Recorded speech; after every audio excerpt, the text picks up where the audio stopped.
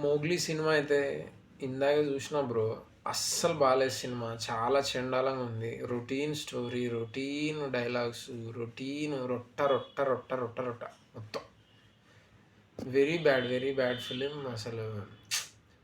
ఏం అర్థం కాలేదు. సింపుల్ స్టోరీ ఏందంటే హీరో అనాథ హీరో అడవిలో బతుకుతుంటాడు.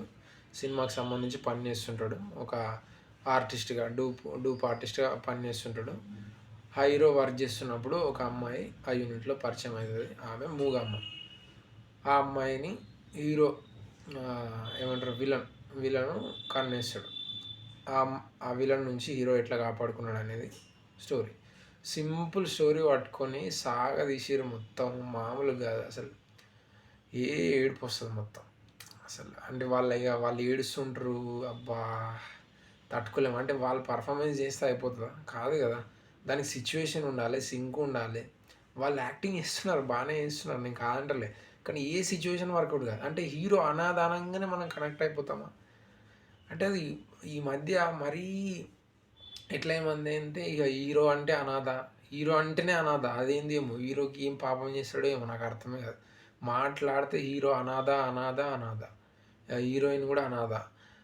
మళ్ళీ ఇంకొకటి మైనస్ ఏందంటే ఇప్పుడు సుకుమార్ గారు ఏదో ఒకటి డిఫాల్ట్ పెడతారు మామూలుగా అందరికి. అంటే వాళ్ళ హీరోలకు. దాన్ని వీళ్ళు ఏం చేస్తారు మెల్లగా తీసుకొచ్చి హీరోయిన్ పెట్టడం, లేకపోతే వాళ్ళ ఫ్రెండ్స్‌కి పెట్టడం అట్లా చేస్తారు. అండ్ వెరీ బిగ్గెస్ట్ థింగ్ ఏంటంటే ఇప్పుడు 'హర్ష' గారు కొత్త రోల్ చేద్దాం. అరే కొత్త రోల్ నువ్వు ఇచ్చేసేయి నేను కాదనట్లే.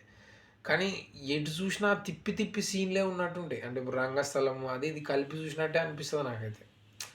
ఏం కొత్తగా అనిపియదు. ఇప్పుడు 'బండి సరోజ' వచ్చినప్పుడల్లా ఈ అమ్మ ఈడెందుకొచ్చిండ్రా అన్నట్టుంటది. అంటే ఆల్రెడీ అయిన పర్ఫార్మెన్స్ మనము ఈ 'నిర్బంధం' ఇలా చూసినాం అదంతా యాజ్ ఇట్ ఈస్‌గా ఉంటది మళ్ళా. పెద్ద దాన్ని కొత్తగా చూపించేది ఏం కొత్త రోల్ లేదు ఇందులో. జీరో అసలు తెలుసా? ఏం వెరీ వరస్ట్. అండ్ మ్యూజిక్ ఎప్పుడన్నా వస్తదా అని అంటే వచ్చేలోపే పోతది. ఆ ఫీల్ అయితామా, ఫెయిల్ అయితామా అన్నట్టు ఉంటది. సినిమా ఎప్పుడైపోతదిరా అన్నట్టు అనిపించింది నాకైతే. క్లైమాక్స్‌లో ఇగ అది క్లైమాక్స్ అయితే మరీ దారుణం. అంటే ఈ బాణాలేస్తారు. ఈ బాణాలు ఎందుకు ఇస్తారో అర్థం కాదు. అసలు అడవిలో ఆడు ఎందుకుంటాడో అర్థం కాదు. అయ్యో! అసలు ఇగ సావు నిజంగా చెప్పాలంటే.